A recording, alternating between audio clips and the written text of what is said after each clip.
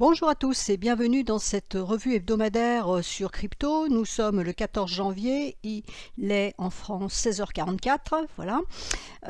J'ai décidé cette semaine de faire un petit peu différemment par rapport aux autres semaines. Je vais prendre trois principaux actifs sur lesquels je vais revenir surtout d'un point de vue technique, vraiment pour vous expliquer certaines choses parce que j'ai eu beaucoup de questions, notamment sur le Bitcoin par rapport au fait qu'on était dans la tendance retournement par retournement, enfin bon bref.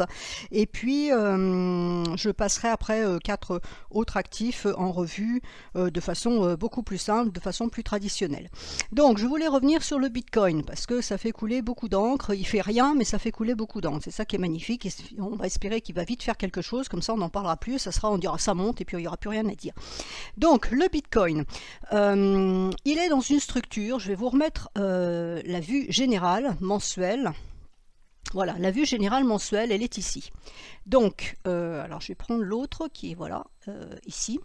Donc, on a un décompte Heliotis, ça je rappelle brièvement parce que je l'ai dit à peu près dans toutes mes vidéos, de 1, 2, 3, 4, et on est dans une vague 5. Dans cette vague 5, nous serions, au conditionnel, dans une vague 4. Nous aurions fait 1, 2, 3, et on est dans la vague 4. Bon, ceci étant posé, l'histoire de la vague 4, c'est qu'on ne sait jamais quand c'est terminé ou quand c'est pas encore terminé. Donc, on ne peut faire que des suppositions. Donc, il faut penser que l'analyse technique que je vais vous mettre sur Internet ou qu'on va vous dire, ce ne sont que des suppositions, ce ne sont que des idées. Donc, les gens qui affirment ça va aller à tel niveau ou ça va aller à tel niveau, on n'en sait foutrement rien. Il faut prendre tout ça avec des pincettes. On est dans une hypothèse de vague 4 en A, B, C. Alors, quelqu'un m'a dit, ça sera peut-être D, E. Ben, j'espère pas parce que si on fait encore D et E, c'est pas fini et bon, ça commence un petit peu, on va dire, juste à nous gaver. Donc, l'idée, pour le moment, moi, je pars sur une hypothèse ABC. Après, on avisera et on affinera. Effectivement, on peut peut-être remonter et faire un point bas plus haut, un point haut plus bas, pardon, et redescendre, faire un point E avant de redescendre. C'est possible. Mais pour le moment, on n'en est pas là. On est en train de faire une descente ici. On a fait un sommet ici. On est en train de faire une descente. Vous voyez qu'en hebdomadaire, on a un nuage qui est en support pour le moment. Mais on a cassé une droite de support ici. Alors certains ils voient une épaule tête-épaule. Alors moi j'en parle pas pour la bonne raison c'est qu'à chaque fois que je les vois ça marche pas. Alors ça peut être aussi un indicateur contrariant, voilà pour ceux qui aiment bien ce genre d'indicateur. On aurait une épaule ici, une tête. Alors la tête elle est là, elle me plaît moyennement parce que le genre de mèche comme ça bof. Et puis on aurait une épaule ici. Ce qui voudrait dire que si on casse ce niveau là, la ligne de coup, on reporte le haut de la tête au bas ici et on va atterrir, allez hop à la louche, on irait en dessous vers les 28 000, quelque chose comme ça, à peu près le point bas qui est ici. C'est une possibilité, elle n'est pas à écarter, ce n'est pas une absurdité de dire ça. Moi pour le moment c'est pas mon scénario. Mon scénario il est le suivant, on a fait A, B et on est en train de faire C. C, j'ai un mouvement 1, 2 et 3. Ça me plaît assez parce qu'ici on a 1, 2, 3, 4, 5, ici on a 3, ici on a 3, donc c'est parfait pour une vague 4. Mon idée c'est qu'on aille chercher ce niveau-là. Pourquoi ce niveau-là? Alors ce niveau-là, il est entre 36 450 et 34 435. Ce sont deux niveaux de Kijun mensuel. Alors, je vous le remets en mensuel. Voilà, c'est ici, vous voyez, c'est ce niveau-là. Pour le moment, on est en train de faire une troisième rouge mensuelle. Est-ce que cette troisième rouge, elle s'arrête là maintenant? À savoir, est-ce qu'on fait plutôt un double bottom? Vous voyez qu'ici, on n'a pas d'épaule tête-épaule sur ce schéma-là. On a un mouvement ici, on a un grand mouvement qui descend, il n'y a pas de tête-épaule. Donc à long terme, ça n'existe pas. Par contre, à long terme, ce qu'on peut avoir, c'est éventuellement un double point bas. Donc peut-être que cette bougie-là, en mensuel, en janvier, on est descendu chercher ça, on est déjà en train de remonter, et peut-être que la fin du mois, on va se retrouver ici. On n'est que le 14 janvier. Donc techniquement parlant, il y a encore 16 jours, si je ne m'abuse, non, même 17, avant on peut très bien remonter chercher la Tenkan d'ici la fin du mois. Mais on a déjà 3 rouges. Alors, quand je me remets en hebdomadaire, ce que j'ai dit, et qu'on m'a ressorti, donc justement, c'est que j'attendais une troisième rouge pour la semaine. Pour le moment, elle n'est pas rouge, elle est bleue. Mais vous voyez qu'on est en train de buter sur la droite de support ici. Donc, on n'est que vendredi. Oui, on est vendredi, il reste samedi, il reste dimanche, donc je dis pas qu'on va avoir un sell-off qui va descendre jusqu'ici, j'espère pas tout du moins, mais après tout, pourquoi pas, ça peut se faire, et surtout, on peut très bien, d'ici dimanche, repasser là en dessous, et afficher du rouge. Et à ce moment-là, on aura une dernière rouge éventuellement pour aller chercher ça et repartir. C'est pas 1, 2, 3 comme à la maternelle, il faut relativiser. Maintenant, on peut essayer d'avoir 2 rouges, la bleue qui finit comme ça, et on aura notre troisième rouge qui descendra ici. Donc ensuite, pourquoi je privilégie mon point C sur la Kijun mensuelle, parce que c'est un niveau qui est très fort. Je rappelle qu'une Kijun, c'est calculé sur 26 périodes, c'est-à-dire c'est 26 mois, c'est-à-dire c'est 2 ans et 2 mois. Ça veut dire que le prix moyen du Bitcoin sur les 2 années et 2 mois qui viennent de se passer se situe entre 34 et 36. Voilà, c'est ça que ça veut dire. On est proche de ce niveau-là, d'accord? Quand on était là-haut, on était plus loin. Ici, on en est proche. Donc, en général, les Kijun sont un attrait. Mais on a le nuage pour le moment qui est en support. C'est ça le problème. Donc c'est pour ça qu'il n'y a absolument aucune certitude. Donc il ne faut pas dire il va aller à tel endroit ou il ne va pas aller à tel endroit. On n'en sait rien. Donc pour le moment, on a eu une cassure la semaine dernière. On est en train de faire le test de cassure. C'est ça qu'on voit actuellement. Et pour le moment, ma droite de support ici tient. Donc logiquement, si on respecte la technique, on devrait repartir à la baisse ensuite. Donc il faudra casser les 0,618 la semaine prochaine, casser les 0,618 d'extension de ici, descendre dans le nuage et éventuellement aller chercher ça. Donc on voit que c'est en même temps le bas du nuage qui est à 37,335, on a un bas ici à 36,850 et on a donc les deux niveaux. Une fois qu'on sera là, si on y va, bien évidemment, ça sera le point majeur. Alors je ne dis pas que c'est un point d'entrée, je dis que c'est un point support, c'est-à-dire qu'il va falloir voir ce qui se passe sur ce support. Et si jamais on cassait ce support, c'est-à-dire si on cassait les 34,435, c'est-à-dire le dernier support ici, on aurait le dernier point bas du 21 juin 2021 en ligne de mire à 28 785, et là si on va plus bas, là oui, on sera en bear market. Alors on pourra considérer, parce que ça aussi c'est quelque chose qui revient en disant oui on est en bear market, pour le moment non. Pourquoi? Parce qu'en hebdomadaire, c'est-à-dire sur une unité de temps moyenne, on est au-dessus du nuage. Pour renverser une tendance, il faut passer en dessous. Donc, il faut effectivement que j'aille chercher ce niveau-là. Et c'est qu'en cassant ce niveau-là, que à moyen terme, je vais renverser ma tendance et je serai effectivement bear market à moyen terme. À long terme, on cassera peut-être éventuellement la Kijun mensuelle en support et à ce moment-là, on donnera un signal vendeur de long terme, donc on confirmera bien le bear market. Voilà, c'est ce qu'il faut voir. Maintenant, si je me mets en journalier, puisque on va remettre un petit peu, voyez ce qui se passe en journalier. En journalier, on a tenté de casser la droite de tendance ici, invalidation hier, et là on fait le test de cassure de cette invalidation. Donc ici on avait la cassure, là c'était le test de validation de cette cassure qui a été invalidé puisqu'on a clôturé au-dessus, on a cassure ici, on fait le test et pour le moment ça tient. Peut-être que d'ici 1 heure on sera au-dessus, mais dans l'immédiat ça tient, c'est ce qu'il faut voir. Alors j'ai dit aussi qu'on a après le 3 bougies bleues, donc on avait la rouge. J'ai dit que c'était une correction. Les gens m'ont dit non, c'est pas une correction parce qu'on reprend la tendance et la tendance étant baissière, la bougie rouge, c'est reprise de tendance, c'est pas correction. Donc c'est pas ce qu'il faut comprendre, c'est-à-dire qu'on a des corrections tout le temps. Dès qu'on a une bougie d'une couleur différente, c'est une correction de la bougie précédente, tout simplement. Là, on a un mouvement qui descend. Là, c'est pas un scoop, on est descendu ici, on a fait latéralisé, on a fait un point bas plus bas, on est revenu chercher un niveau qui est le 0,618 d'extension donc de Fibo porté là-haut du schéma ABC, d'accord? Et là, on est remonté. Soit, on n'est pas allé chercher la Kijun, donc déjà la volonté haussière n'est pas là. Pour le moment, ça s'appelle ça de la correction de ce mouvement-là.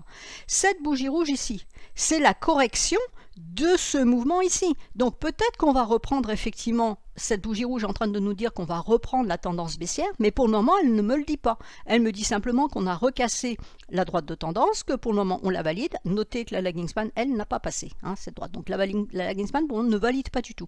Maintenant, si je veux couper les cheveux en 4, ce que je peux vous dire aussi, et c'est comme ça qu'il faut voir le travail de l'analyste et surtout ne jamais affirmer quoi que ce soit par rapport à une évolution possible d'un actif, c'est qu'on a très bien pu faire ça. On est descendu là, pour le moment, c'est un point bas aujourd'hui, vendredi, et puis on repart à la hausse et on va chercher la Kijun. Alors, j'ai pas mis tous les ratios ici, il doit y avoir un qui traîne, je sais pas où il est le 1, pourquoi il ne s'affiche pas, je ne sais pas, il doit être là en dessous, parce qu'un 382, ça doit être ça.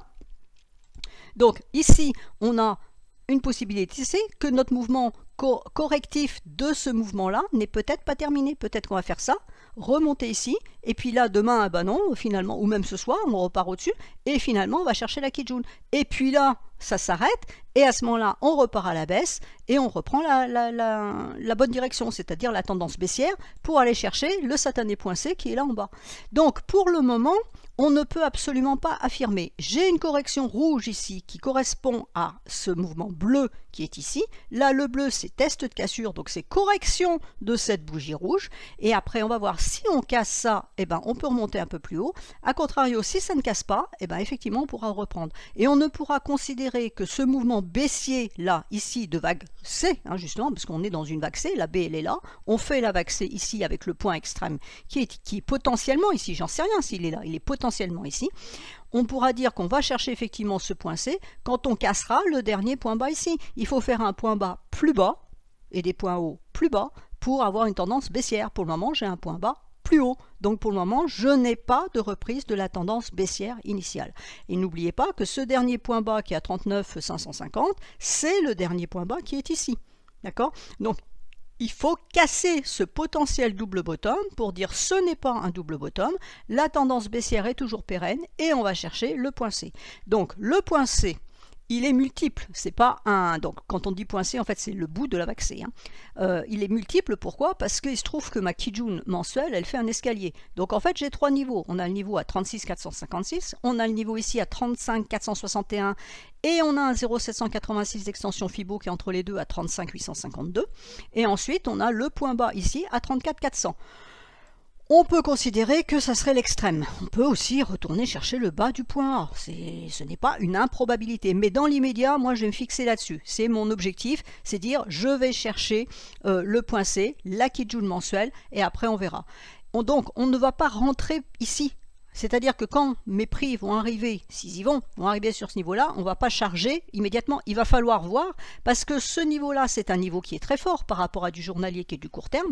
C'est un niveau qui peut être travaillé pendant un certain temps, avant de redonner une impulsion haussière. Donc attention, là l'idée c'est on va chercher ce niveau-là. Là, aujourd'hui, on ne sait pas si ce mouvement est terminé, qu'on repart à la baisse pour le chercher, ou si éventuellement on va remonter un petit peu. On peut même remonter chercher la Kijun hebdomadaire, ça n'empêchera pas que cette tendance sera toujours pérenne. D'accord? Donc il faut faire attention. On a des éléments importants d'un point de vue Ishimoku qui nous balisent un petit peu le chemin. Alors si je me mets en hebdomadaire, vous voyez que ça nous ferait remonter là-haut, c'est extrêmement haut. Alors la lagging span, elle s'arrêtera avant. Donc ça serait plutôt positif, vers les 46 960. Donc on peut très bien remonter ici, ça n'invalidera pas le fait qu'éventuellement on peut toujours continuer à descendre. Tant qu'on reste en dessous de cette Kijun hebdomadaire, à moyen terme, on reste baissier. Si on casse le nuage, on va passer en tendance vraiment baissière et là on fera du bear market effectivement parce qu'on aura cassé la Kijun mensuelle. Voilà, ça c'était le petit point sur le Bitcoin. J'espère que vous avez compris et que vous comprendrez un petit peu mieux ce que je raconte quand je dis que c'est une correction. On a toujours des corrections. Cette bougie bleue, c'est une correction de cette bougie rouge. Ensuite, donc je voulais vous parler de XP. Alors, XP qui a flambé, je ne sais plus trop quand d'ailleurs, il y a quelques jours, voilà, ici, hein, le 11 janvier. Donc XP, je voulais revenir là-dessus parce que j'en avais parlé sur Discord et le jour où j'en ai parlé sur Discord c'était le 10 janvier.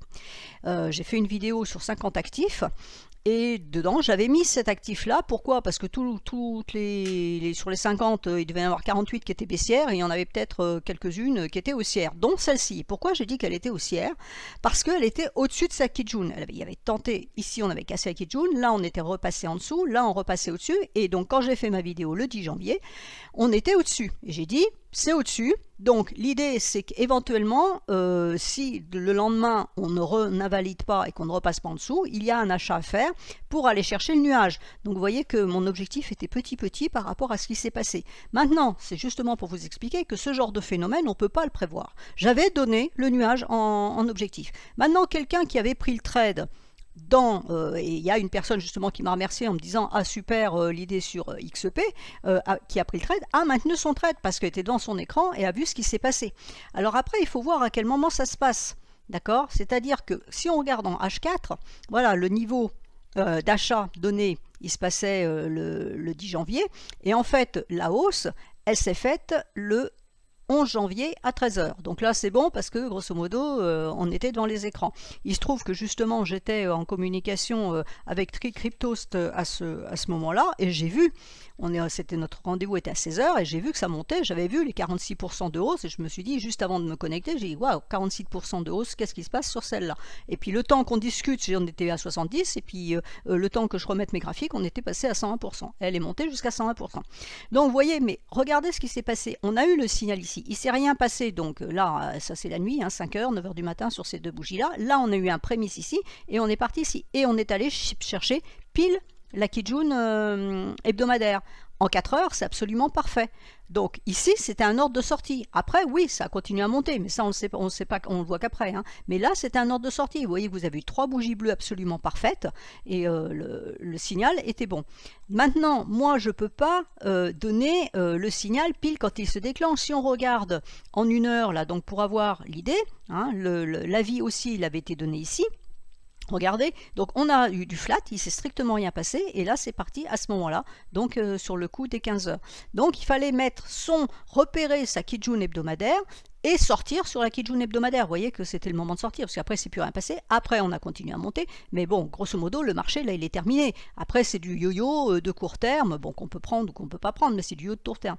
La news qui a fait bondir cette valeur-là, on ne pouvait pas l'anticiper sur un graphique journalier. Sur le graphique journalier, on pouvait simplement voir que ce n'était plus baissier. On était en tendance baissière, on avait cassé la Kijun à la hausse, donc on passait à la hausse. Mais on avait le nuage en résistance. Bon, oui, mais la news a fait que ce nuage a été transpercé de bout en bout. On est allé chercher la Kijun hebdomadaire, vous voyez, et en clôture, on est revenu en dessous. C'est-à-dire que Malawi Kingsman était revenu en dessous. Le jour suivant, on est allé chercher le niveau ici. D'accord? Et j'ai indiqué un TP ici, pourquoi? Parce que ici c'est la Kijun hebdomadaire. Donc là, a priori, il va y aller. Donc là, on a un nouveau TP, donc quelqu'un qui est sorti, qui a attendu ce mouvement-là. Aujourd'hui, on a retesté à nouveau cette Kijun hebdomadaire, ça repart à la hausse, on va chercher ce TP, et il y en a encore un autre au-dessus, là. Alors, je vous passe les chiffres, parce qu'avec les 36 000 zéros, c'est un peu pénible, mais on va dire, si on enlève les zéros, on a 236, 356, on a encore un autre TP qui est ici. Donc, c'est une zone de TP. Est-ce qu'il va y aller? J'en sais rien. Toujours est-il que si jamais il réussissait à aller sur ce niveau-là, voire le dépasser, après on aurait le dernier point haut. Mais bon voilà, je voulais vous parler de ça pour vous montrer qu'on pouvait voir qu'il y avait quelque chose qui se passait, puisqu'on était déjà en train d'essayer de renverser quelque chose, mais qu'un mouvement comme ça, on ne peut absolument pas l'anticiper. Donc soit on dit, ok, c'est haussier, moi c'est une valeur qui m'intéresse parce que fondamentalement on se fait son histoire, et à ce moment-là on va rentrer dedans, le stop il est en dessous de la Kijun, d'accord, on filtre un petit peu pour pas éviter les mèches, mais le stop il est en dessous de la Kijun en disant si jamais ça s'invalide parce que ça veut rien faire, ça travaille la Kijun et ça fait rien, et on est sorti, terminé. Sinon on pouvait prendre et dire le lendemain, voilà, on ouvrait son écran le lendemain, on voyait qu'il commençait à y avoir quelque chose qui se passait et on prenait. C'est parti à 15 heures, donc avant on avait déjà les prémices qu'il était en train de se passer quelque chose. On s'est pas monté en ligne droite directe, vous voyez que ici voilà, on a commencé à 9 h du matin, il y a déjà une petite hausse, ça s'est calmé ici, et puis ça a recommencé à 13 h, la bougie de 14 h, et ça a vraiment démarré à 15 h. Donc quelqu'un qui s'était rentré en pensant que ça allait pas monter, il surveille sur 1 heure, et à ce moment-là, il avait vu qu'effectivement, il était en train de se passer quelque chose, il est dans le marché. Donc après, normalement, on a fait son étude hebdomadaire, on sait où traîne sa Kijun hebdomadaire, on était rentré, et on laissait, et on sortait, on cliquait sur la Kijun hebdomadaire. Voilà pour XP. Ensuite, je voulais parler de Doge. Alors, Doge, voilà, Doge, on va se le remettre en daily. Donc, ce n'est pas un actif dont j'aime forcément parler, mais là, il se trouve que ça a bondi, voilà. Alors, on a exactement la même schématique, on va avoir exactement la même réflexion, c'est-à-dire que hier, si j'avais parlé de Doge, je ne crois pas en avoir parlé parce que ce n'est pas un actif que je suis, on a eu la cassure de la Kijun ici, on a eu 3 bleus, cassure de Kijun. D'accord, ça c'est parfait. En clôture, on a cassé. Sauf que ma lagging span, elle n'est que là. Donc elle ne valide rien pour le moment. Donc cassure de Kijun, si j'avais tweeté hier sur Doge, j'aurais dit attention, 3 bougies bleues, cassure de Kijun, on s'attend à un retest de la cassure pour vérifier qu'elle est bonne. Donc retour sur la Kijun à 0,1667. Sauf que, et là, je ne manipule pas les choses, je suis un petit peu impuissante, Monsieur Musk a décidé que certains articles de Tesla pourraient être achetés avec du Dogecoin. Donc le Dogecoin s'est envolé. Voilà, donc ça c'est le genre de choses qui n'est pas maîtrisable. Donc ça s'est envolé, vous voyez qu'on allait chercher le haut du nuage ici. La lagging span pour le moment elle valide, donc cette hausse elle est là, hein, pour le moment elle est bonne. On est allé chercher un extrême, c'est en train de redescendre. Si on reste dans le nuage, ça sera bon, ça veut dire qu'il peut y avoir encore de la suite, qu'on peut continuer à remonter, chercher les 0,2141, voire là-haut les 0,2353. Voir la Kijun hebdomadaire toujours à 24,17 qui est sur le même plan que cette Kijun journalière, donc c'est absolument parfait. Mais vous voyez que là c'est la même chose. Moi j'aurais été sur cet actif là, j'aurais dit bon bah on se calme, on prend le truc, cassure de Kijun et puis on va aller chercher, alors je vais vous le mettre. On va mettre la Kijun journalière, hop, voilà pour voir où elle est. Tac. Voilà, donc la Kijun, la cassure de Kijun journalière, c'est faite ici, d'accord? Donc quand j'ai dit Kijun cassé, on attend le test de cassure. Ben, le test de cassure, il s'est bien fait. On a bien eu le test de cassure derrière. Bon, alors c'est juste à 22 h, hein, non 23 h. Donc on va dire qu'on n'est pas forcément devant son écran. Après, ça a commencé à monter tranquille. Voilà le tweet de Musk, il est là. D'accord? Alors le tweet de Musk, il est à 5 h du matin. Donc autant dire que à 5 h du matin, on n'est pas devant son écran. Monsieur Musk a sans doute des insomnies, il a peut-être des problèmes. Nous, on dort, hein, parce qu'avant, il se passait strictement rien. Donc il y avait un signal haussier, mais enfin rien de plus, quoi. Dodge monte, bah oui, ça monte parce que ça baisse pas, mais il n'y a rien de plus. Ça, c'est Musk, d'accord? Et puis ça a continué là-haut, on était allé chercher là-haut, et puis maintenant, bah, on est revenu chercher la Kijun journalière, qui de fait est montée, et elle est en support. Donc tant que cette Kijun journalière va rester en support, on peut envisager plus de hausse. C'est pas journalière, c'est 1 heure, autant pour moi. Ça peut renvoyer la hausse. Ça, la Kijun journalière, elle est ici. Donc si on revient sur la Kijun journalière, on va invalider le tweet de Musk. Voilà.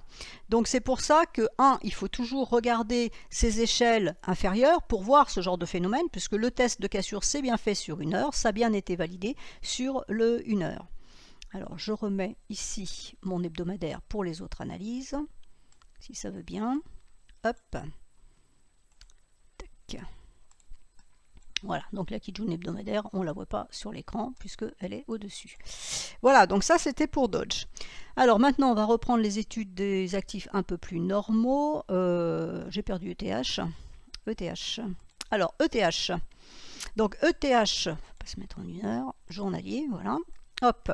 Donc ETH a donné un signal vendeur, donc du moins a invalidé son signal d'achat comme le Bitcoin, pareil, signal d'achat, invalidation, test de cassure. On est exactement dans la même configuration que le Bitcoin. Pour le moment, on a la Kijun hebdomadaire donc, qui est en résistance. Est-ce qu'elle va résister? Je n'en sais rien. Si elle ne résiste pas, c'est-à-dire que si on réinvalide ce signal vendeur, on aura la Tenkan ici en visu, donc à 3414, voire la Kijun donc journalière à 3545. Et toujours la même idée, hein. Est-ce qu'on est en train de faire A, B, C pour aller chercher ça avant de reprendre la baisse? Ou alors, est-ce qu'on a fait ça, on a fait un mouvement comme ici, par exemple, on est remonté, puis pouf, on rebaisse, on est monté, et hop, on rebaisse. Je n'en sais rien, c'est exactement la même configuration que sur le Bitcoin. Ensuite, ADA. Alors, ADA, j'avais noté sur mon petit papier en hebdomadaire. Pourquoi? Alors, ADA en hebdomadaire, voilà. Donc, ADA, on a un petit problème parce qu'on a travaillé le nuage, donc zone d'équilibre. On a cassé la semaine dernière, donc pour le moment, c'est un signal vendeur, hein, même de renversement de tendance, puisqu'on est en dessous du nuage hebdomadaire. Là, c'est le test de cassure, c'est-à-dire qu'on est en train de remonter et pour le moment, la SSB tient. Et vous voyez que de l'autre côté, ce niveau-là, c'est en même temps la lagging span qui bute sur la Kijun mensuelle et sur une bougie. Donc là, j'aurais plutôt envie de dire que ça pourrait repartir à la baisse. Mais vraiment, pour avoir une idée baissière, et c'est pour ça que j'ai mis ma flèche ici, il faut casser tous ces derniers points bas qui sont ici. On peut très bien aussi naviguer dans cette zone-là.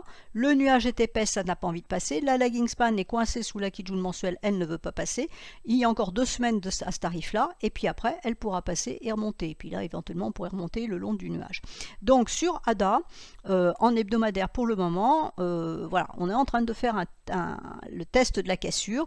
Ça peut être invalidé et on repart, ou alors c'est validé et on repart à la baisse. Alors là, on peut jouer, ceux qui font du court terme sur du journalier, on peut vendre pour aller chercher ce niveau-là, mais on sera prudent sur ce niveau-là parce qu'on voit que c'est des niveaux qui ont été travaillés. Si je me mets en journalier, voilà, en journalier, les niveaux sont là, hein, ils sont ici. Là, on a tenté quelque chose pour le moment. Hein, voilà, on a eu une tendance baissière. On est remonté chercher la Kijun journalière et la Kijun mensuelle. Vous voyez que c'était un attrait, c'est-à-dire que la Kijun journalière avait bloqué, mais on est quand même allé tester la Kijun mensuelle au-dessus. On est reparti à la baisse et on fait un point bas plus bas que le dernier point bas ici, donc c'est baissier. On est remonté chercher la Kijun qui pour le moment fait résistance, donc tant qu'elle fait résistance, on peut repartir effectivement à la baisse. Maintenant, si elle casse, je serai sceptique parce que le nuage est quand même épais. D'accord? Mais si on reste en admettant qu'il y ait une news qui fasse décoller un peu, l'objectif sera la Kijun mensuelle à 1,564 et on verra ce qui se passe parce que vous voyez que c'est un niveau qui a été travaillé. Donc voilà. Donc pour moi, ça reste baissier. La sécurité baissière, on va dire, se situe en dessous de 1. Au-dessus, c'est du travail, ça peut être laborieux. Bon voilà, pour ceux qui font de l'intraday, c'est très bien, mais pour les autres, on oublie. Ensuite, BNB. Alors BNB, autant qu'il me souvienne, il n'y avait pas grand-chose à dire parce que j'ai noté neutre sur mon papier. Voilà, donc c'est bien neutre, c'est bien ce qu'on dit. On a la Kijun hebdomadaire en support, on a un autre plat de Kijun hebdomadaire ici, un autre ici. Donc vous voyez qu'on a la Kijun hebdomadaire, on a différents niveaux, hein, 446, 447. Et ici, ce niveau principal que je n'ai pas noté à 462,50. Donc on a tous ces niveaux. Et on a la Kijun journalière qui est en résistance. Donc voilà, donc on peut partir dans un sens ou dans l'autre. Donc même chose, hein. Est-ce qu'on fait ça pour redescendre en bas et reprendre cette tendance baissière et aller chercher notre Kijun mensuel qui est là en bas? Alors on aura un support avant à 387,2. Mais voilà, hein. Donc si on pourra repasser vendeur en cassant les derniers points bas, sachant qu'on aura les 387,2 en premier support, et ensuite donc la Kijun mensuelle à 300, on va dire 349, 350. Voilà, maintenant, peut-être que d'être passé au-dessus de la Kijun hebdomadaire nous donne un signal haussier de moyen terme. Il faut casser cette Kijun journalière pour éventuellement monter. Alors la lagging span ne nous donne pas vraiment d'informations parce que finalement elle peut monter. Donc ça ne dépend que des prix. Si les prix arrivent à casser cette Kijun à 488,60, effectivement on pourra monter plus haut. Alors on surveillera hein, parce qu'on a un niveau qui va être ici. Hein, si on monte en diagonale là à 530,90, bon ça peut monter. Voilà, on peut quasiment aller chercher le nuage à ce niveau-là. Par contre, si ça résiste, on peut se latéraliser là, ou alors on va enfoncer les Kijun hebdomadaires. Mais vous voyez que ça ne sera pas forcément simple, puisque ce sont plusieurs niveaux qui sont forts, puisque tous ce sont de la Kijun. Et enfin, je voulais parler de Solana. Solana, elle est où? Solana, elle est ici. Alors, Solana en hebdomadaire. Voilà Solana en hebdomadaire. Donc, Solana est très bien montée. Depuis le 19 juillet, hein, on a eu belle hausse, on a eu belle hausse ici, correction, hausse, on fait une correction. Alors, est-ce que la correction est terminée? Je ne sais pas. On a un deuxième escalier ici de Kijun hebdomadaire à 117,37 qui pourrait attirer les prix. Vous voyez que pour le moment, on est quand même vendredi et que manifestement, il n'y a pas de conviction haussière pour le moment. Hein. La bougie, elle est quand même petite. Et même chose, comme je l'ai dit sur les autres, il me manque une troisième bougie rouge. Donc peut-être qu'on va finir comme ça cette semaine et puis la semaine prochaine, on va enfoncer pour venir chercher ce niveau-là. Et c'est sur ce niveau-là qu'on va se poser la question effectivement de se dire que peut-être ça sera un point bas de la correction et qu'on pourra reprendre. Et on ne pourra reprendre, à ce moment-là, on fera du scaling, hein, c'est-à-dire qu'on pourra commencer à reprendre ici, et puis on reprendra ici, et le dernier niveau d'entrée sera la cassure du dernier point haut, puisque tant qu'on ne casse pas le dernier point haut, la tendance haussière n'est pas reprise. Il faut casser le dernier point haut pour afficher la tendance haussière. Donc voilà la situation pour Solana, pour le moment, elle est neutre. Voilà, on a tenté, hein, vous voyez, de passer en dessous de cette Kijun hebdomadaire, ça n'a pas fonctionné, on remonte, on revient, on n'arrive pas à monter chercher la Kijun journalière, donc pour le moment on va dire que c'est plutôt mort, donc il faut attendre de voir est-ce qu'on enfonce et qu'on va chercher ce niveau là ou est-ce qu'au contraire là c'est fini, hein, on va pas plus bas, on a tenté mais finalement il n'y a pas de velléité baissière dans le marché et on pourrait peut-être remonter. Donc voilà pour Solana, ce n'est pas que clear cut comme on dit en anglais facile. Donc voilà, c'était les principaux points que je voulais vous montrer aujourd'hui. J'espère que ça vous suffira et que vous aurez compris après comment on lit les choses d'un point de vue technique et que vous comprendrez mieux mes tweets quand je mets troisième bougie, correction, pas correction, etc. Ça évitera beaucoup de questions. Mais bon, par ailleurs, je comprends que vous posiez des questions, surtout quand on est débutant, c'est pas des choses qu'on maîtrise forcément très facilement.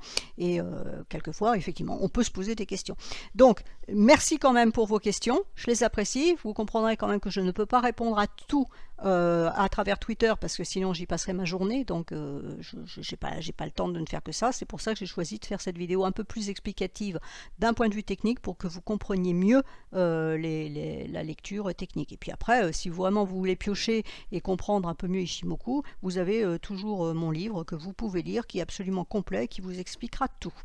Voilà, je vous souhaite à tous un excellent week-end et je vous dis à la semaine prochaine.